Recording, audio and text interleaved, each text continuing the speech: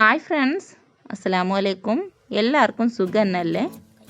അപ്പോൾ ഇന്ന് തയ്യാറാക്കാൻ പോകുന്നത് മത്തിയും കുരുമുളകും വെച്ചിട്ട് ഒരു ഫ്രൈയിങ് ആണ്. അപ്പോൾ ഇതെങ്ങനെയാണ് തയ്യാറാക്കേണ്ടതെന്നുള്ളത് നമുക്ക് നോക്കാം.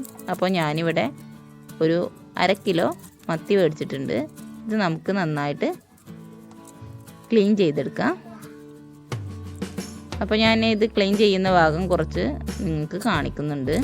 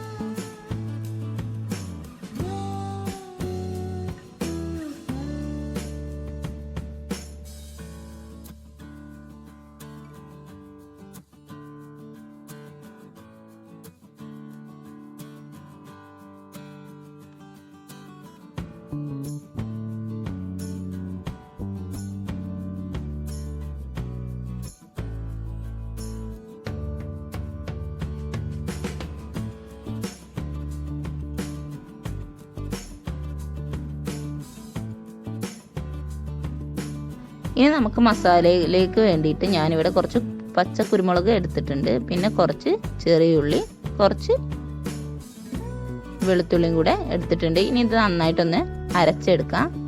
അരച്ചെടുത്തത് ഞാനിപ്പോൾ ഒരു പാത്രത്തിലേക്ക് ഇട്ട് കൊടുത്തിട്ടുണ്ട്. ഇത് മൂന്നും കൂടി അരച്ചെടുത്തിട്ടുള്ളതാണ്. പിന്നീട് ഇതിലേക്ക് ഉപ്പ്, മഞ്ഞൾപ്പൊടി, പിന്നെ വലിയ ജീരകം പൊടിച്ചത് എന്നിവ ഇട്ട് കൊടുത്തിട്ടുണ്ട്.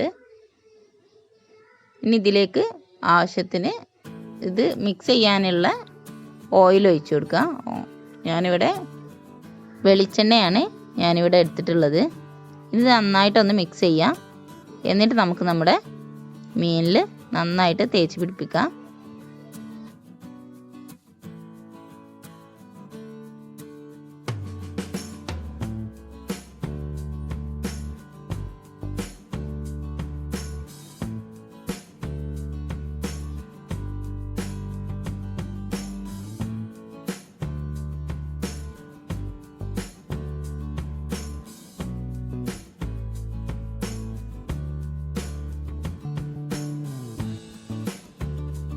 ഇപ്പോൾ ഇതെല്ലായിടത്തും നന്നായിട്ട് തേച്ച് പിടിപ്പിച്ചിട്ടുണ്ട്. നന്നായിട്ട് കുഴച്ച് മിക്സ് ചെയ്തിട്ടുണ്ട് മീൻ. ഇനി ഇതൊരു 15 മിനിറ്റ് നമുക്ക് റെസ്റ്റ് ചെയ്യാനായിട്ട് വെക്കാം. അതിനുശേഷം നമുക്ക് ഫ്രൈ ചെയ്യാം. ഇപ്പോൾ 15 മിനിറ്റ് കഴിഞ്ഞിട്ടുണ്ട്. ഇനി ഇവിടെ ഞാൻ ശാലോ ഫ്രൈ ആണ് ചെയ്യുന്നത്. ഇനി നമുക്ക് കുറച്ച് വെളിച്ചെണ്ണ ഒഴിച്ചു കൊടുക്കാം. വെളിച്ചെണ്ണ ഒഴിച്ചു കൊടുക്കുന്നതാവും മീനൊക്കെ പൊരിച്ചെടുക്കുമ്പോൾ നന്നായിട്ട് ടേസ്റ്റ് ഉണ്ടാവുക. അപ്പോൾ നമ്മൾ വെളിച്ചെണ്ണ ഒഴിച്ചിട്ടുണ്ട്. ഇനി ഇതിലേക്ക് നമുക്ക് ഓരോ മീനായിട്ട് അടുക്കി വെച്ച് കൊടുക്കാം.